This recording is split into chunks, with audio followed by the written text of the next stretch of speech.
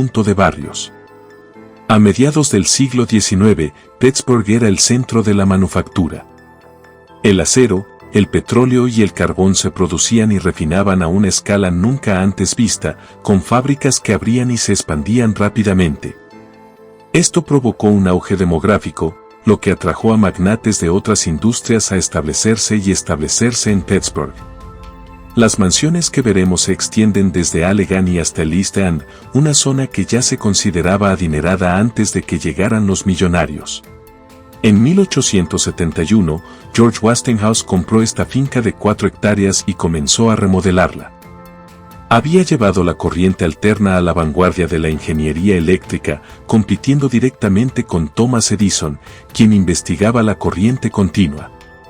Poco después de comprar la casa, George duplicó su tamaño, manteniendo la arquitectura italiana original para crear una serie de ampliaciones impecables.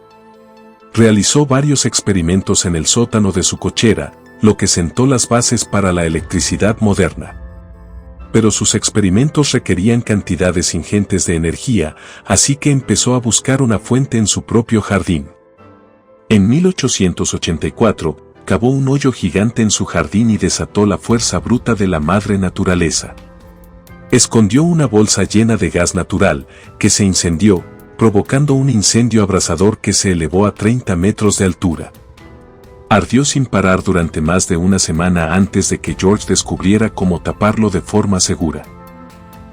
Al igual que en su otra propiedad, Erskine Park, que cubrimos en un video anterior, tras su muerte, ordenó a su hijo que demoliera la casa como condición testamentaria. Afortunadamente, muchos de los elementos arquitectónicos fueron retirados de la casa antes de su demolición y aún se pueden encontrar instalados en edificios de la costa este. Más adelante estaba Green Lawn, la propiedad de Henry J. Innes, conocido como el Rey de la Renovación. Henry Innes tenía orígenes humildes, comenzando en una casa de tamaño modesto en Southport, por lo que la trasladó a su fábrica Innes para que sirviera como recordatorio de su humildad e inspiración para que sus trabajadores alcanzaran sus sueños. Sus fábricas eran vanguardistas para la época, ofreciendo servicios dentales y manicuras semanales para el personal, además de modernos jardines en las azoteas donde los empleados podían comer alimentos frescos en sus descansos. Las nuevas renovaciones hicieron que la casa se asemejara más al estilo castillo, con bloques de piedra blanca que componían la fachada tras una amplia terraza. Llenó la casa no solo de arte, sino también de baratijas que le parecían interesantes. Todos los domingos, llevaba en bicicleta partes de su colección de arte a su fábrica para que los empleados y el público disfrutaran.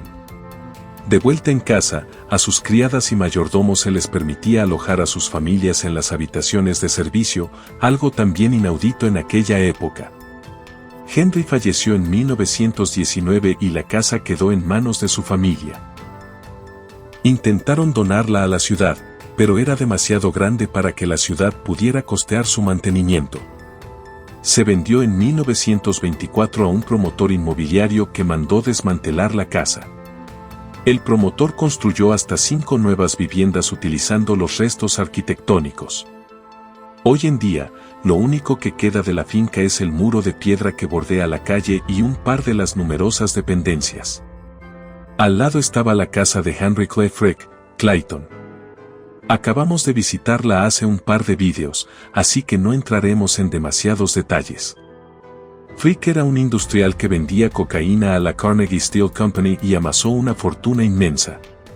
Su carrera estuvo plagada de muertes, escándalos e intentos de asesinato, pero sus casas siempre fueron su refugio. Clayton también comenzó siendo una mansión de estilo italiano que fue remodelada en una mansión estilo Reina Ana con imponentes torres. Se construyó una casa de juegos para el disfrute de su hija Ellen, junto con un enorme invernadero. El interior de la casa no dejaba espacio para decoración adicional, ya que la colección de arte de Frick se extendía por cada habitación. Tras una serie de desafortunados sucesos, impulsados por Frick, abandonó su casa y se mudó con su familia a Nueva York. Su hija Ellen volvía de visita de vez en cuando. Cuidando de la casa, cubrió todos los pisos, muebles y cuadros con fundas antipolvo. A los 93 años, regresó a la casa y quitó las fundas para revelar una cápsula del tiempo de la época victoriana perfectamente conservada.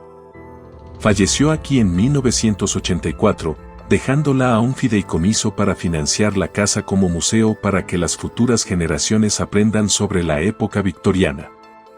Hoy en día, sigue abierta al público para visitas. Si nos dirigimos al extremo este, habríamos encontrado la residencia de R.B. Mellon en Sadie-Side. Ubicada en la Quinta Avenida de Pittsburgh, en lo alto de una colina, Richard B. de Mellon era hermano de Andrew Mellon. Cuando Andrew fue nombrado secretario del Tesoro, ocupó el puesto de su hermano como presidente del Banco Mellon. A lo largo de su vida, realizó importantes contribuciones a la Universidad de Pittsburgh y a la Universidad Carnegie Mellon. Con su fortuna, también se dio un capricho, construyendo una de las casas más grandes de Pittsburgh, con una fachada de ladrillo laberíntica que se alza sobre jardines con terraza que dan a la calle.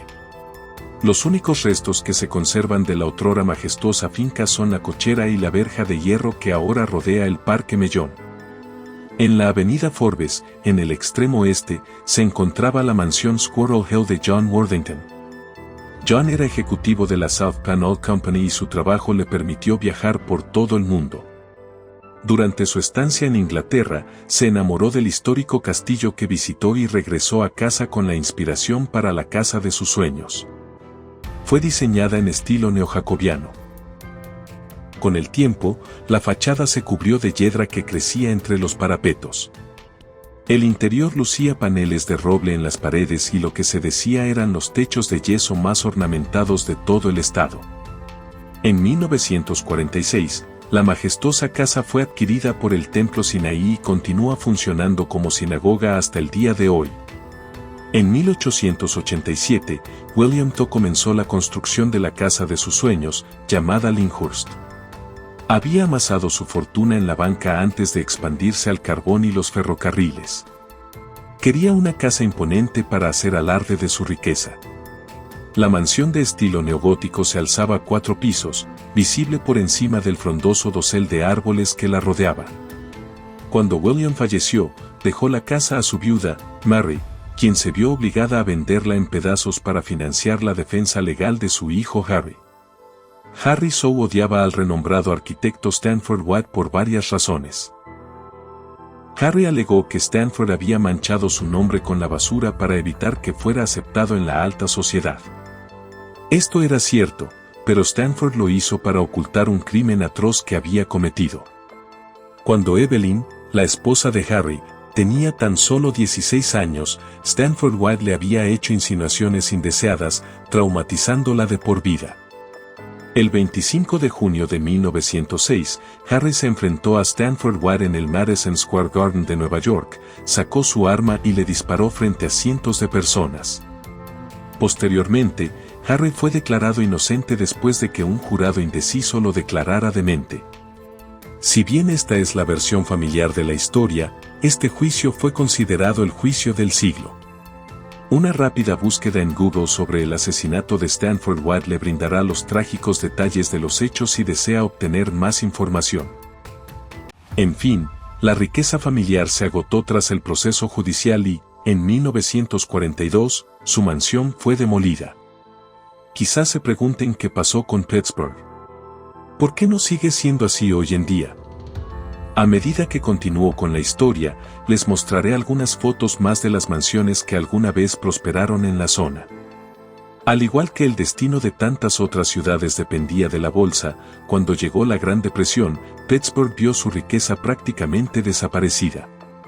Las familias que antes tenían mucho dinero recortaron gastos por todos lados, incluyendo el despido de decenas de miles de trabajadores de la zona. Rápidamente, el dinero se agotó y ya no podían permitirse sus enormes casas ni el mantenimiento necesario. Tras el New Deal y el auge de los sindicatos, Pittsburgh comenzó a presenciar una revitalización de la clase trabajadora. Pero los ricos se enfrentarían a nuevos obstáculos que les impedían vivir estilos de vida tan extravagantes como la introducción del impuesto sobre la renta y el impuesto sobre la propiedad tras las 2 guerras mundiales. Durante un breve periodo en la década de 1960, la industria siderúrgica comenzó a despegar de nuevo, lo que algunos llaman la Segunda Edad Dorada o el Renacimiento de Pittsburgh. Pero después de que la competencia extranjera redujera los precios, Pittsburgh se derrumbó con despidos masivos. Desde entonces, la economía se ha recuperado lentamente, aunque en 2007 dejó de figurar como un importante centro de transporte en Estados Unidos. Afortunadamente, aún quedan vestigios del patrimonio industrial de la ciudad en su escasa arquitectura. ¿Cuál fue tu casa favorita? Cuéntamelo abajo en la sección de comentarios.